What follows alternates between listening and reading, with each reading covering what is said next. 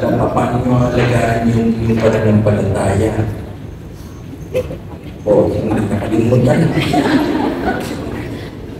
Kaya una, doon sa tinatawag ng pananalangin, pagdarasal. Ito po yung kailangan ng ating spirit no? Hindi lang tayo laging busy, kumuha tayo sa isang minuto, ganyan lang, na makapag-inlay, konting katahimikan para maabot natin ang Diyos sa ating buhay. Ikalawa, yung salita po na Diyos, lalo na po yung Ebanghelyo. Magbasa tayo ng maliit na bahagi noon at sa puso natin, sabihin sikapin natin maisa po kayo.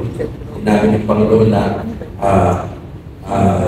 maging ang iyong kaaway ay mahalimangin mula ng tao.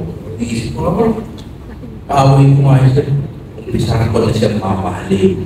Hindi po yung mga gano'n. Lumalago ang ating pananampalataya. Pero pag pinaliwala natin yun, babaliwala yung ipin ng Diyos. So ngayon ang Panginoon. Magsiyo po kayo at manalangin ng biyaya. May the blessing of the Lord be upon you. The blessing of the Father and the Son.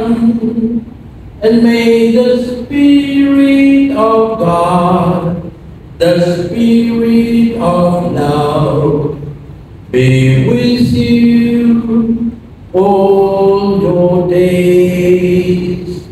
At pagpalain kayo ng Panginoon Diyos Ama at Anak at Espiritu Santo. Amen. At ang ating misa ay tayong naglayang kapayapaan at pag-ibig ni Kristo. Salamat sa Diyos.